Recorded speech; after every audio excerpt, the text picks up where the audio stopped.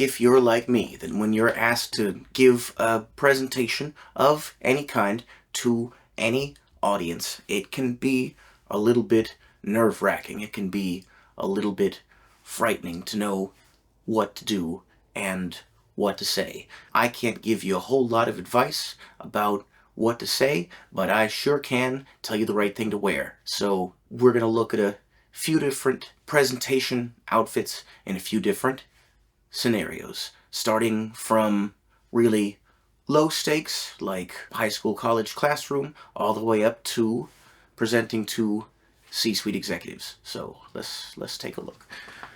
Something like a rugby shirt might not seem like the sort of thing that you would think of when doing a presentation, but if you're in a college or a high school environment, something as simple as a rugby shirt can really be a step up when everybody around you is wearing t-shirts. Because of course, for better or for worse, how you dress is going to affect how you are perceived. So taking even a small step forward is a great thing. If you don't feel totally comfortable giving a presentation in just the rugby shirt and pants, then don't hesitate to throw a coat on over it, and that will do a lot to elevate your look. Or you could also add a dress shirt and have the rugby shirt as the top layer. Although, please, when you do this, make sure you're using a long-sleeved rugby shirt or polo when you're doing this. You don't want to use the short sleeve kind. That's going to look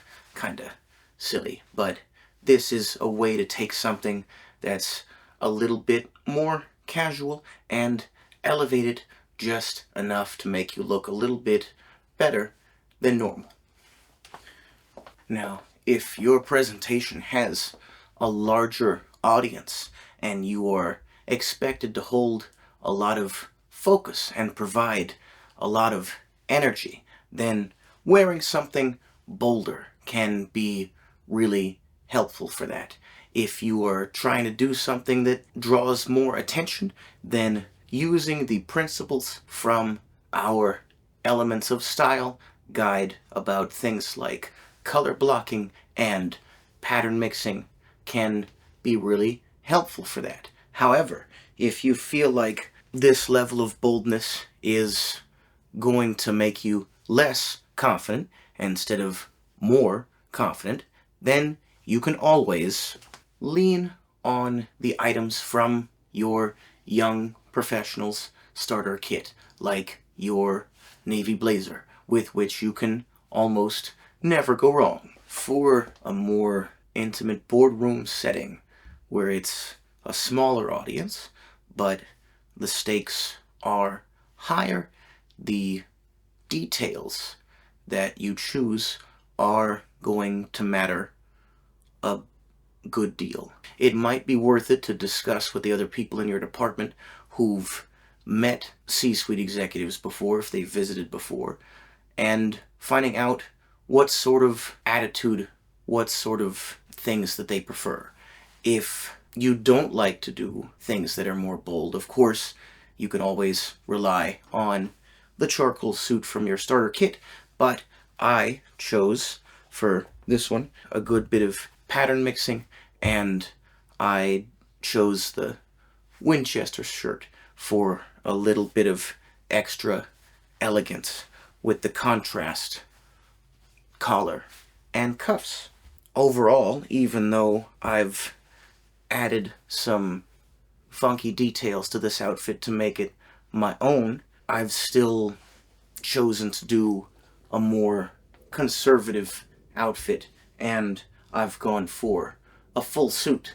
Now, it's gonna depend, once again, on exactly who is in your audience. The topic of your presentation might have an effect on the colors or accessories you choose, and who you're presenting with might have an effect on what you choose. And, of course, some of your colleagues, whether you're at a school presentation or a boardroom presentation, if you're presenting with more than one person, they might not be as willing to dress up as you are for this.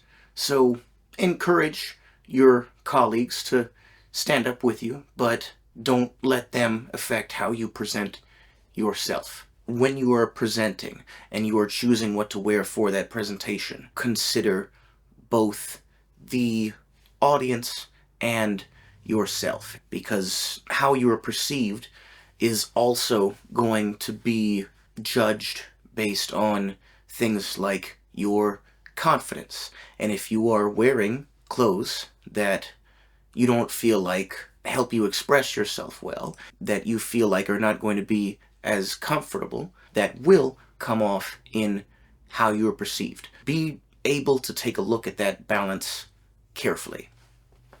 Last thing that we'll talk about here. Now, I know that since the really big advent of Zoom calls and things, the temptation to slack on how you're dressing because you are sitting at home is going to be strong. If that really is what you prefer, if that really is what you find comfortable, then just make sure you're careful about it. But I would suggest that you not do that. I would suggest that you not, wear a wrinkled dress shirt and tie and then sweatpants down below and then hope you remember not to stand up on camera. I just don't really think that that serves anybody. I think that if you choose to hold yourself to the same standard, whether you're on a Zoom call or in person, and this may be sort of a boomer opinion, if you actually dress with intention, no matter which side of the screen that you are on, you are going to feel better and more confident when you present, and you are not going to have to worry about embarrassing yourself. But that is just my 2 cents from a clothier who's done this for a while. If you've got to put on the top half anyway, if you've got to put on the shirt and the tie anyway, you may as well just go ahead and put the dress pants on. It's not gonna hurt you that much. It's not gonna take that much out of your day to do that. Your aesthetic and your sensory preferences and your comfort are going to be the ultimate deciding factor. That's it for now. Thank you for listening to my stuff. Hopefully this will be able to help you make a presentation with a little bit more confidence and clarity. Y'all have a good one.